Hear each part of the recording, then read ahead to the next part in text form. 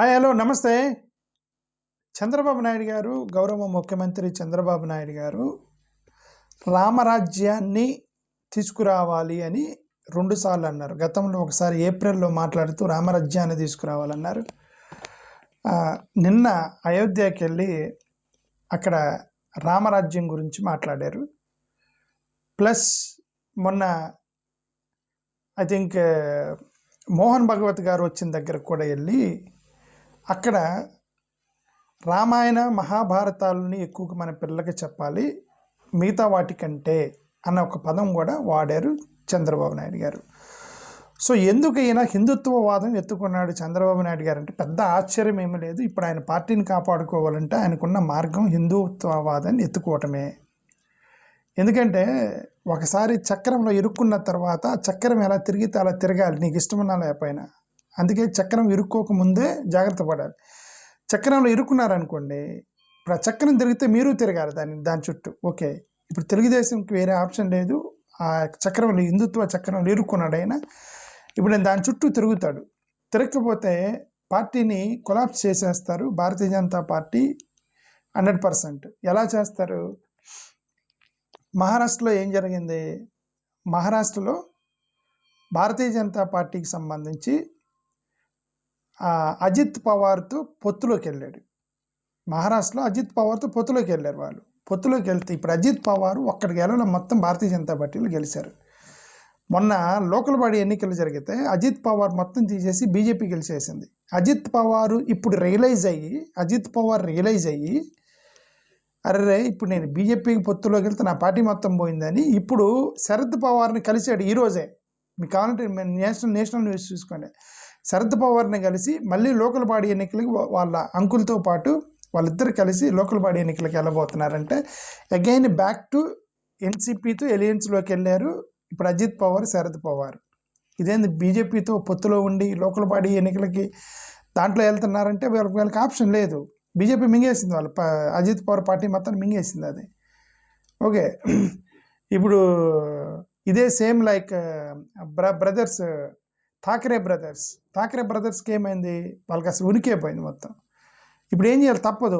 విడిపోయినటువంటి brothers మళ్ళీ Thackeray brothers కలిసారు. మళ్ళీ చంద్రబాబు నాయుడు గారు కూడా రేపు పొద్దున ఈయనకున్న ప్రమాదం ఏంటంటే భారతీయ జనతా పార్టీ వర్సెస్ భారతీయ జనతా పార్టీ అంత ప్రమాదం లేకపోయినప్పటికీ Bharatiya Janata Party in collaboration with Janasena is dangerous. Janasena and Bharatiya Janata Party together is dangerous to Telugu Desam Party. ఇప్పుడు చంద్రబాబు నాయుడు గారి భయం ఏంటంటే తెలుగుదేశంలో ఉన్నటువంటి హిందూ ఓట్లు మొత్తం కూడా హిందుత్వ పేరుతోటి పవన్ కళ్యాణ్ భారతీయ జనతా పార్టీ వాళ్ళ బండెక్కించుకుంటారేమోనని, అంటే అటువైపుకు మొగ్గుతారేమో తెలుగుదేశం కార్యకర్తలని ఆయన భయం. అంటే కలిసి ఉన్నారు కదా, ఎలా ఎక్కుతారంటే కలిసి ఉన్నప్పుడే ఎక్కువ మంది ఎక్కుతారు. ఇప్పుడు ఒక ముగ్గురు కలిసి వేరే ఊరు వెళ్దాం అనుకున్నారు, ముగ్గురికి 3 కార్లు ఉన్నాయి అనుకోండి. చంద్రబాబు నాయుడు కారు ఫుల్ అయిపోయింది, పవన్ కళ్యాణ్ కారులో ఒక 5-6 ఉన్నారు, పక్కన ఇంకో బీజేపీ కారు వచ్చింది, దాంట్లో ఎవరు లేరు, ముగ్గురు ఎలియన్స్లోకి వెళ్ళారు. జనరల్గా ఏమనుకుంటారు, ముగ్గురు ఎలియన్స్లోకి వెళ్ళాం కదా, 3 కార్లు మనయే కదా, ఎందుకు అక్కడ ఇరుక్కోవటం, కొంతమంది మన కారులోకి వచ్చి కూర్చోండి అని చెప్పి అప్పుడు అడ్జస్ట్మెంట్ జరిగింది. ఈ కారులో వాళ్ళు ఆ కారులో కొద్దిగా అటు ఇటు తిరుగుతారు కదా, అలా ముగ్గురు కలిసి ఉన్నప్పుడు అడ్జస్ట్మెంట్ జరిగి ఇప్పుడు భారతీయ జనతా పార్టీ ఎంటీ కారు ఉంది కదా, ఆ కారు నిండా జనాలు ఎక్కుతారు. కారు నిండా జనాలు ఎక్కి అలా అలవాటు పడ్డ తర్వాత రేపొద్దున వద్దు మనం విడిపోదామన్నా సరే లేదు నాకు ఈ కారే కంఫర్టబుల్గా ఉందని చెప్పి దిగరేమో. అది అలా దిగరేమో కాదు, అలా చేసే భారతీయ జనతా పార్టీ ఎంటీ కార్లు ఎక్కడికక్కడ ఎంటీ కార్లు పెట్టి కారులు నింపుకున్నారు. అంటే ట్రక్ కారు కాబట్టి ఒక లారీ అనుకోండి అండి, ఎక్కడెక్కడైతే ఎంటీ లారీ తీసుకెళ్ళి నిలబెట్టి పొత్తులోకి వెళ్తారు. ఇప్పుడు కర్ణాటకలో జేడిఎస్ తోటి ఎంటీ కారు తీసుకెళ్ళి పొత్తులో పెట్టుకొని వాళ్ళు మొత్తం వీళ్ళ బండి ఎక్కారనమాట. ఇప్పుడు మహారాష్ట్రలో మొత్తం వీళ్ళ బండి ఎక్కారు. ఎక్కడ పెడితే అక్కడ పొత్తు పెట్టుకున్న దగ్గర వీళ్ళ బండి ఎక్కుతారు. ఇప్పుడు చంద్రబాబు నాయుడు గారి భయం ఏంటంటే తెలుగుదేశానికి సంబంధించిన హిందుత్వవాదులు మొత్తం ఎక్కడ బీజేపీ జనసేన వరిపుకు న్యూట్రల్గా అయిపోయినటువంటి వాళ్ళ బండి మారతారేమో అని భయంతో హిందుత్వవాదం ఎత్తుకున్నాడైనా. హిందుత్వవాదంతో అటు అట్రాక్ట్ అవ్వకుండా ఉండటానికి ఆయన భయం అదే చేస్తున్నాడు ఇప్పుడు. సరే, పొలిటికల్ పర్పస్ కోసం హిందుత్వవాదం ఎత్తుకొని మీరు చేశారు. ఇక్కడ ఇద్దరు వ్యక్తులకు వ్యతిరేకంగా వెళ్తున్నాడు చంద్రబాబు నాయుడు గారు. ఇద్దరు వ్యక్తులు, ఒకరు అంబేద్కర్కి వ్యతిరేకంగా వెళ్తున్నాడు, రెండు ఎన్టీ రామారావుకి వ్యతిరేకంగా వెళ్తున్నాడు 100%. ఎందుకు ముందు అంబేద్కర్ గురించి చూసి తర్వాత ఎన్టీ రామారావు గారికి వ్యతిరేకంగా ఎందుకు వెళ్తున్నాడో నేను చెప్తాను. ఫస్ట్ ఆఫ్ ఆల్, అంబేద్కర్ గారు ఈ రామరాజ్యం అనే దాని మీద ఒక పుస్తకమే రాశాడు. ఎన్నిహిలేషన్ ఆఫ్ కాదు, ది రిడిల్స్ విత్ ఏంటంటే రిడిల్స్ ఇన్ హిందూయిజం ఏదో రాశాడండి ఒక పుస్తకం. ఓకే, ఒక పుస్తకం రాశారు అంబేద్కర్ గారు. ఓకే, చెప్తా ఉండండి ఆ పుస్తకం పేరు. Riddles in Hinduism, sorry, okay, the riddles in Hinduism అని ఒక పుస్తకం రాశారు అంబేద్కర్ గారు. దాంట్లో రామరాజ్యం గురించి రాశారు. ఇప్పుడు ఈ చంద్రబాబు నాయుడు గారు రామరాజ్యం అని ఇప్పుడు కొత్తగా చెప్పారు కదా, ఇది కొత్తదేం కాదు. అంబేద్కర్ దగ్గర నుంచి ఉన్నటువంటి స్లోగాన్ ఇది, రామరాజ్యం, దేశాన్ని రామరాజ్యంగా మార్చాలని చెప్పి అప్పటి నుంచే ఉంటే అంబేద్కర్ గారు అన్నారు రామరాజ్యాన్ని ఎలా చేస్తారని 4 ప్రశ్నలు వేశారు అంబేద్కర్ గారు. అప్పుడు రామరాజ్యం అన్నటువంటి వారికి 4 ప్రశ్నలు వేశాడు అంబేద్కర్ గారు. ఇప్పుడు ఈ 4 ప్రశ్నలు అంబేద్కర్ గారు లేరు కాబట్టి అంబేద్కర్ గారి తరపున నేను చంద్రబాబు నాయుడు గారిని అడుగుతున్నా. మీరు రామరాజ్యం తెస్తా ఉన్నారు ఆంధ్రప్రదేశ్కి, అంబేద్కర్ గారి తరపున నేను అడుగుతున్నా ఇప్పుడు చంద్రబాబు నాయుడు గారికి. ఏంటది? రామరాజ్యము ప్రధాన the main the system in Ram Rajya is the వర్ణ సిస్టమ్. వర్ణ సిస్టమే. బ్రాహ్మణులు రూల్ చేయాలి, ఎందుకంటే యుద్ధం చేశారు కదా వాళ్ళు. రామరాజ్యంలో బ్రాహ్మణులు రూల్ చేయాలి, క్షత్రియులు యుద్ధం చేయాలి, వైశ్యులు వ్యాపారం చేయాలి, శూద్రులు పనులు చేయాలి. ఇక అంటరాని వాళ్ళు అసలు అవర్ణనేమో లేరు, అసలు సిచ్యువేషన్లో లేరు అనమాట. అందుకని అంబేద్కర్ గారు రామరాజ్యం అంటున్నారు మీరు, అంటే మీ వ్యవస్థ ప్రకారమే మీరు రన్ చేసేటువంటి యొక్క వ్యవస్థలో ఉన్నప్పుడు మీరు ఆ రామరాజ్యం అని పేరు పెట్టి అలాంటి వ్యవస్థను తీసుకొచ్చి దేశంలో పెడదామని అనుకుంటున్నారా అని ఆయన అడిగాడు. రిడిల్స్ ఇన్ హిందూయిజంలో మాట్లాడాడు ఈ పుస్తకం గురించి అంబేద్కర్ గారు. ఒకసారి ఆ ప్రశ్నకి సమాధానం మరి చంద్రబాబు నాయుడు గారు చెప్పాలి. మరి అంబేద్కర్ గారు అడిగినటువంటి ఆ ప్రశ్న ఏంటి? మరి అదే రామరాజ్యంలో వర్ణ వ్యవస్థ మీద కదా వెళ్ళింది రామరాజ్యం మొత్తం. మరి ఇప్పుడు రామరాజ్యం తెస్తా అంటున్నారు ఆంధ్రప్రదేశ్కి. ఇప్పుడు దాన్ని మార్చి రామాయణం మార్చి ఇక్కడ రాజ్యాంగం పెడతారా? ఇక్కడ రామరాజ్యం పెడతారా? రాజ్యాంగం మార్చి రామరాజ్యం పెడతారా? రామాయణం మార్చి ఇక్కడ రామరాజ్యం పెడతారని చంద్రబాబు నాయుడు గారు చెప్పాలి. రెండింటిలో ఒకటి చేయాలి. అంబేద్కర్ రాసిన రాజ్యాంగం మనం మార్చాలి, రామరాజ్యం పెట్టాలంటే, రామరాజ్యం ఆంధ్రప్రదేశ్లో పెట్టాలంటే 2 మార్చాలి. అంబేద్కర్ రాజ్యాంగం మనం మార్చాలి, రామాయణం మనం మార్చాలి.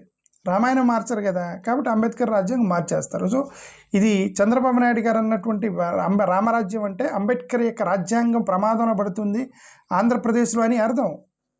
చంద్రబాబు నాయుడు గారు రామరాజ్యం స్లోగాన్ వల్ల భారత రాజ్యాంగం, అంబేద్కర్ రాసిన రాజ్యాంగం ప్రమాదంలో పడబోతుంది ఆంధ్రప్రదేశ్లో అని అర్థం. పాయింట్ 1. పాయింట్ 2,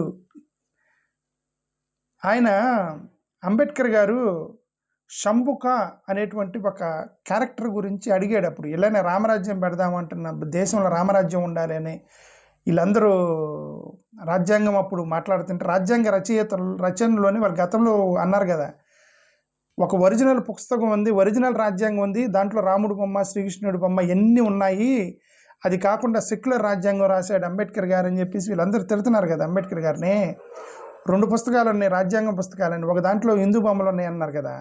ఆ హిందూ బొమ్మలు ఉన్నప్పుడు అంబేద్కర్ అడిగినటువంటి ప్రశ్న ఇది.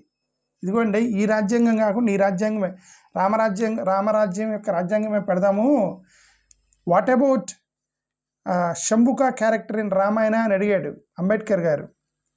ఏంటి అంటే అప్పుడు ఎలా తెలిసినవి అన్నీ అంటే 1980sలో ఎవరో పుస్తకం కంపైల్ చేశారు, ఆయన యొక్క మాటలన్నీ కంపైల్ చేశారు, రిడిల్స్ ఇన్ హిందూయిజం అని. ఆ పుస్తకంలో రాయబడ్డాయి ఇవన్నీ. అంబేద్కర్ గారు అడిగింది ఏంటంటే, రామాయణంలో శంభుక అని ఒక క్యారెక్టర్ ఉండేది, అతను ఒక దళితుడు, శంభుక అనే ఒక దళితుడు తపస్సు చేస్తుంటే, ఎందుకు అంటే స్పిరిచువల్ ఆ పరలోకం వెళ్ళటానికి అండ్ హైయెస్ట్ పొజిషన్లోకి వెళ్ళటానికి తపస్సు చేస్తుంటే రాముడు శంభుక అనే వ్యక్తి యొక్క తల నరికాడు, ధర్మాన్ని కాపాడటానికి అనే పదం వాడాడు. ధర్మాన్ని కాపాడటానికి ఇక్కడ ఇంగ్లీష్లో ఉన్నది చదువుతారు చూడండి. In Ramayana Uttarakanda who perform tapasya to attain higher spiritual status or heaven acts traditionally reserved for upper castes. Ambedkar రాసింది. Upper caste. Rama beheads Shambhuka to restore dharma as his actions allegedly disrupt the cosmic order by challenging caste norms. ఒక దళితుడు తపస్సు చేసి బ్రాహ్మణుడిగా మారటం ఏంటి? శంభుక అనే వ్యక్తి తపస్సు చేస్తూ, ఒక దళితుడు, శంభుక అనే క్యారెక్టర్ దళితుడు అంటే నాకు తెలియదు. ఒక దళితుడు తపస్సు చేస్తుంటే రాముడు తల నరికాడు. ఇది ఎందుకంటే ఆ పైన ఉండాల్సింది మీరు కాదు అని అంబేద్కర్ గారి యొక్క ఉద్దేశం అయి ఉండవచ్చు. ఓకే, అంబేద్కర్ గారు ఆ పుస్తకంలో ఏమని రాశారంటే, ది రిడిల్స్ ఆఫ్ హిందూయిజం పుస్తకంలో, the worst crime that history has ever recorded అని శంభుక తల నరికాడు అన్న దాని గురించి రాశాడు. The worst crime that history has never recorded అని అంబేద్కర్ గారు అన్నారు. ఇప్పుడు చంద్రబాబు నాయుడు గారు నేను రామరాజ్యం తీసుకొస్తామన్నారు. మరి అంబేద్కర్ గారి యొక్క ఆశయాలకు వ్యతిరేకంగా వెళ్ళి ఆంధ్రప్రదేశ్లో రామరాజ్యం తీసుకొస్తానని అన్నట్టే కదా అర్థం. దళితులందరూ ఆలోచించాలి. ఇప్పుడు చంద్రబాబు నాయుడు గారు అన్నది సాధారణమైనటువంటి ఒక స్లోగన్ కాదు ఆయన ఎత్తుకునేది. ఇప్పుడు అంబేద్కర్ యొక్క రూట్, కుల వ్యవస్థ అనేటువంటి రూట్ కాజులో ఆయన నరుక్కుంటూ వచ్చిన చెట్టుని వీళ్ళు నీళ్ళు పోసి మళ్ళీ పెంచుతున్నారు దీన్ని. ఓకే, అంబేద్కర్ గారి యొక్క రూట్ వాటర్ పోసాడు, ఆమె నరికేశాడు. ఇవన్నీ తీరులన్నీ నరికేసి అందరూ అసలు మొత్తం దళితులు కూడా పైకి రావాలంటే అంటే వీళ్ళు మళ్ళీ కొత్తగా మొదలెడుతున్నారు. అంతా వాదాన్ని పట్టుకొని వచ్చి, మతం వాదం పట్టుకొని వచ్చి. అంబేద్కర్ గారు అడిగిన మూడో ప్రశ్న, theocratic rule versus secular democracy. మనది సెక్యులర్ డెమోక్రసీ కదా, భారతదేశంలో నువ్వు రామరాజ్యం పెడతా అన్నావు, నువ్వు రాజ్యాంగంలో రాముడి పుస్తకం అవన్నీ వేసి ముద్రించుకొని తీసుకొచ్చారు. బట్ ఇది సెక్యులర్ దేశం కదా, హిందువులు ఉన్నారు, క్రిస్టియన్స్ ఉన్నారు, ముస్లిమ్స్ ఉన్నారు, పార్సీ, జైన్, అప్పుడు బ్రిటిష్ వాళ్ళు కూడా ఉన్నారు. అంటే వాళ్ళని ఆంగ్లో ఇండియన్స్ అంటారు, ఆంగ్లో ఇండియన్స్ కూడా ఉన్నారు. ఇంతమంది ఉన్నప్పుడు మీరు ఒక సింగిల్ రామరాజ్యం పట్టుకొని వస్తే secular fabric of the country పోతుంది కదా అని ఆ రోజు అంబేద్కర్ గారు అన్నారు. ఇప్పుడు చంద్రబాబు నాయుడు గారు అన్నారు నేను రామరాజ్యాన్ని తీసుకెళ్తా అంటున్నారు. ఓకే, తీసుకొస్తామని అంటున్నారు. అంటే ఏంటి, అంబేద్కర్ యొక్క రాజ్యాంగానికి వ్యతిరేకంగా వెళ్తున్నాడా చంద్రబాబు నాయుడు గారు? ఇంక చంద్రబాబు నాయుడు గారు చెప్పాలి దానికి. నాలుగో ప్రశ్న అంబేద్కర్ అడిగింది, రేసిజం, సుప్రీమసీ, ఇంటర్సెక్షనల్ అప్రెషన్, ఈ మూడు గురించి మాట్లాడాడు. ఆ రిడిల్స్ ఆఫ్ హిందూయిజం పుస్తకంలో ఆర్యన్ రేసిజం, అదే కుల వ్యవస్థ,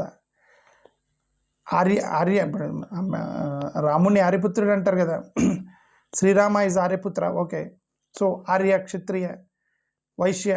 సో ఈ రేసిజం అనే దాన్ని ఎలాగ హ్యాండిల్ చేయాలి రామరాజ్యం తీసుకొస్తే అని అంబేద్కర్ గారు ఆ పుస్తకంలో అడిగారు.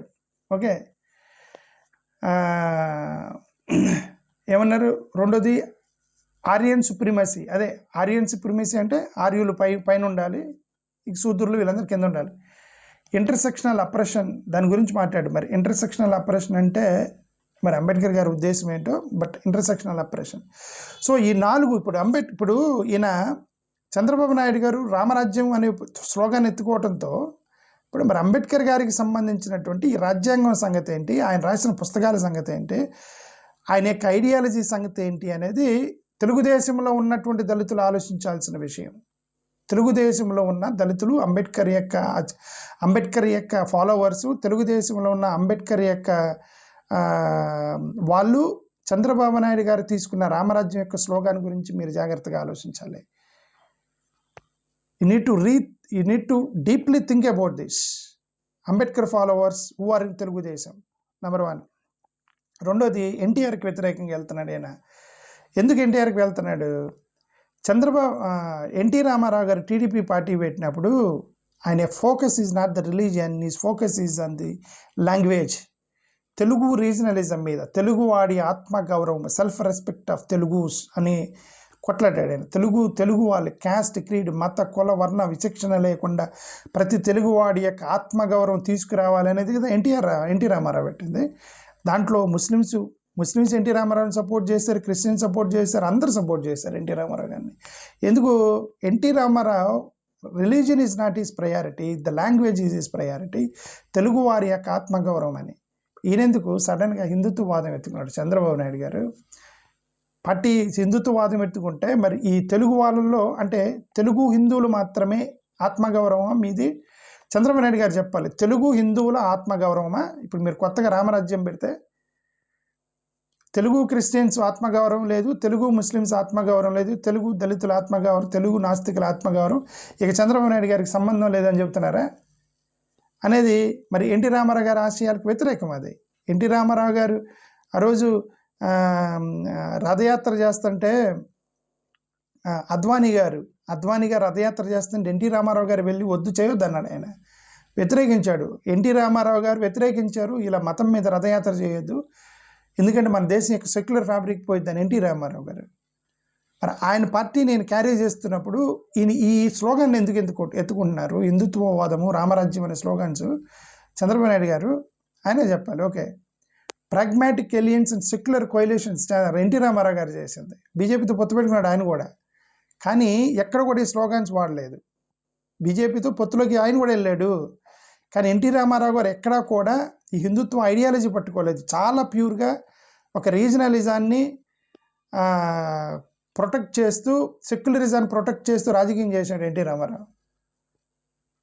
మీరెందుకు హిందుత్వవాదం, రామరాజ్యం ఎత్తుకున్నారు అనేది తెలుగుదేశం వాళ్ళు ఆలోచించాలి. ఈ విషయం ఎన్టీ రామారావు అభిమానులు తెలుగుదేశంలో ఉన్న వాళ్ళు ఆలోచించాలి. మీ ఆయనతో ఆ పార్టీ నుంచి బయటికి రమ్మని నేనేం చెప్పట్లా. మీ యొక్క నాయకుడిని మీరు కన్విన్స్ చేసుకోవాలి. సార్ వద్దు, ఇలాంటివి చేయకండి, మీరు మన సెక్యులర్ పార్టీ అని మీరు చెప్పుకోవాలి. ఆయన వినకపోతే మీరు పార్టీ నుంచి బయటకు వచ్చేయాలి.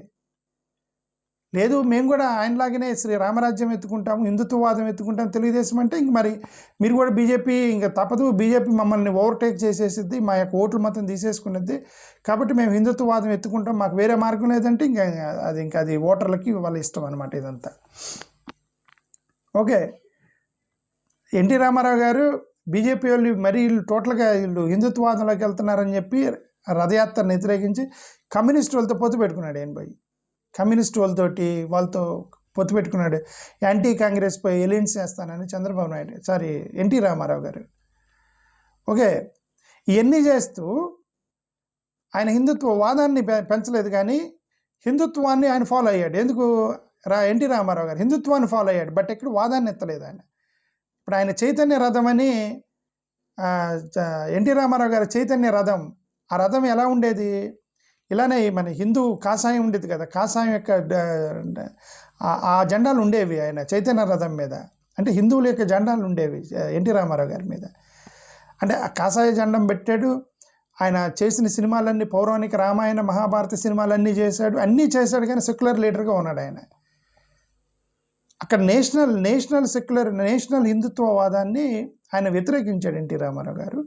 ఇప్పుడు చంద్రబాబు నాయుడు గారు పొలిటికల్ ఆపర్చునిటీస్ కోసం, ఎలయన్సెస్ కోసం, వాళ్ళని ఎక్కడ బీజేపీ వాళ్ళు మా ఓట్లు తీసేస్తారో, లేకపోతే పవన్ కళ్యాణ్ మా ఓట్లు మొత్తం లాగేస్తాడేమోనని భయంతో ఆ యొక్క బేస్ను కాపాడుకోవటానికి హిందుత్వవాదం, రామరాజ్యం అనేటువంటి స్లోగన్స్ తీసుకుంటున్నాడు చంద్రబాబు నాయుడు గారు. This is very dangerous to Telugu Desam Party and more dangerous to Andhra Pradesh. That's what I wanted to say that.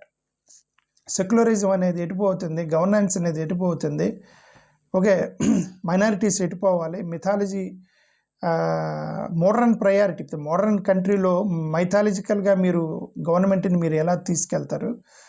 Moreover Hollywood heroes వాళ్ళందరిని వద్దంటున్నాడు.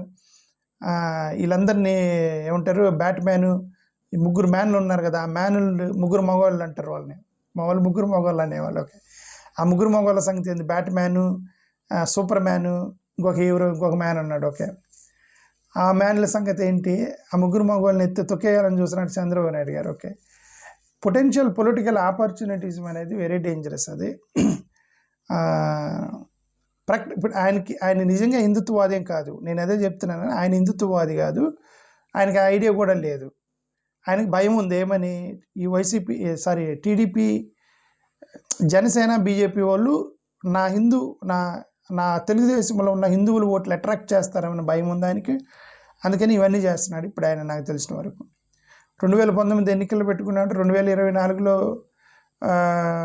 19లో ఆయన ఓడిపోయాడు కాబట్టి 24లో పెట్టుకున్నాడు. రేపొద్దున 29కి కూడా అటే వెళ్ళాలి. ఆయనకు వేరే ఆప్షన్ లేదు. బీజేపీ ఎన్డీఏ ఎలియన్స్ ఎంతవరకు ఉండిద్ది ఈయన అనుకుంటున్నాడు ఎన్డీఏ ఎలియన్స్ కొనసాగాలని. కానీ బీజేపీ వాళ్ళకి వేరే ఐడియా ఉండిద్ది ఏమని, మనం ఆంధ్రప్రదేశ్లో పాగా వేయాలి అంటే టీడీపీని నెడితేనే అక్కడ నుంచి కొంతమంది హిందువుల ఓటులను మన వైపుకి లాక్కోవచ్చు అని జనసేన ప్లస్ బీజేపీకి ఆలోచన వచ్చిన రోజు మీరు కాళ్ళు ఏలబడ్డా మిమ్మల్ని బయటికి నెట్టేస్తారు తెలుగుదేశం వాళ్ళని. మీరు కాళ్ళు ఏలబడి వద్దు మమ్మల్ని వదిలేయకండే, మేము మీతో పొత్తులో ఉంటామన్నా సరే ఇది రాజకీయం, ఇది ఆస్తులు కావాలంటే నువ్వు 100 కోట్లు నేను 100 కోట్లు తీసుకుందాము, రాజకీయంలో ఇవేమి ఉండము, ప్యాకెట్ తమ్ముడే అని చెప్పేసి మిమ్మల్ని బయటికి నెట్టేసి వాళ్ళ అధికారంలోకి రావడానికి ట్రై చేస్తారు. ఇది ప్రతి పొలిటికల్ పార్టీ చేసిద్ది. అది ముఖ్యంగా భారతీయ జనతా పార్టీ అలా చేస్తూ పైకి వచ్చింది దేశంలో. సో తెలుగుదేశం అది గమనించే ఈయన హిందుత్వవాదం ఎత్తుకున్నాడు, ఈయన చంద్రబాబు నాయుడు గారు. ఓకే, మరి ఇది మోరోవర్ హిందుత్వవాదం ఎత్తుకుంటే జగన్మోహన్ రెడ్డి యొక్క రిలీజన్ క్రిస్టియన్ అనేటువంటి ఒక రిలీజన్ ఉంది కదా, ఆ రిలీజన్ ఈజీగా తనని ట్రిగ్గర్ చేయొచ్చు అని మనం అనుకుంటున్నాడేమో. అది కుదరదు. ఓకే, ఎందుకంటే ఆంధ్రప్రదేశ్లో ఉన్నటువంటి హిందువులు చాలా తెలివిగల వాళ్ళు. హిందూ మతం మంచిది, హిందుత్వవాదం ప్రమాదకరం భారతదేశానికి అని హిందువుల మొత్తానికి తెలుసు. కాబట్టి అలాంటి ఎత్తుకోవటం వల్ల జగన్ తొక్కేయచ్చు, అతని రిలీజన్ అడ్డం పెట్టుకొని అనే ప్లాన్ ఏమైనా ఉంటే అవి కుదరవు ఆంధ్రప్రదేశ్లో. అది ఒకసారి చంద్రబాబు నాయుడు గారు ఆలోచించుకొని సెక్యులర్ రాజకీయం చేయడానికి ప్రయత్నం చేయాలని నేను చెప్తున్నాను ఆయనకి. రీజనల్గా బ్రోడర్ పొలిటికల్ కాంటెక్స్ట్ మొత్తం కూడా రీజనల్ రాజకీయం చేయండి. సెక్యులరిజం తొక్కేయటం ఎందుకు? ఎరోజన్ ఆఫ్ సెక్యులరిజము, హిపోక్రసీ ఎందుకు? కోర్ ఇష్యూస్ని ఇన్ఫ్లేషను ఇవన్నీ తీసేసి ఇప్పుడు హిందుత్వ రామరాజ్యం అనగానే ఇప్పుడు అందరూ రామరాజ్యం అనగానే డైవర్షన్ ఎటు ఉండిద్ది, రామరాజ్యం అంటే ఎలా ఉండిద్దో చూడాలని చెప్పేసి అది అక్కడ ఒక గుడి కడుతున్నారు, మైండ్ డైవర్ట్ అయిపోయింది కదా. ఒక గుడి కడుతున్నారు, అది ఒక కాషాయ జెండాలు మొత్తం ఎత్తేసారు, ఇటువైపు ఉంటుంది. అది కాకుండా మీరు నార్మల్గా కోర్ వాల్యూస్ మీద నిలబడి ఉన్నప్పుడు ఇది ఉద్యోగాలు రాలేదు, ఇన్ఫ్లేషన్ ఎందుకు పడిపోతుంది, రూపాయి ఎందుకు 91 రూపాయలకి వచ్చింది డాలరు, ఇదేంది ఏమంటారు ఎందుకు మనకి సి గ్రేడ్ ఇచ్చారు వరల్డ్ ఆర్గనైజేషన్ వాళ్ళు, ఎందుకు మనకి ఉద్యోగాలు రావడం, ఇవన్నీ ఎప్పుడు ఆలోచిస్తారు? ఇవి గురించి ఆలోచించినప్పుడు. మీరు రామరాజ్యం అన్నప్పుడు మైండ్ అంతా కూడా జెండాల మీదకి, మతాల మీదకి, గుడుల మీదకి డైవర్ట్ అయినప్పుడు ఇవన్నీ అడగడు కదా ఎవడు. ఉద్యోగం ఎంత, ఎడ్యుకేషన్ ఏంటి, ఉద్యోగం ఏంటి, ఇన్ఫ్రాస్ట్రక్చర్ డెవలప్మెంట్ ఇవి అడగడు కదా. ఇది డైవర్ట్ చేయడానికి ఒక ప్రణాళిక అయ్యి ఉండొచ్చు చంద్రబాబు నాయుడు గారిది ఆంధ్రప్రదేశ్లో. ఏదైనా సరే ఆయన హిందుత్వవాదం ఎత్తుకున్నాడు. ఇది ఎంత ప్రమాదమో మరి వచ్చే రోజుల్లో ఆయన ఎంత ప్రమాదకరంగా మారుతాడో వచ్చే రోజుల్లో చూద్దాం. లేదు ఇది పొరపాటు అని రియలైజ్ అయ్యి నార్మల్ సెక్యులర్గా వస్తాడనేది ఇంక మనం వెయిట్ చూడాలి. థ్యాంక్ యూ, నమస్కారం.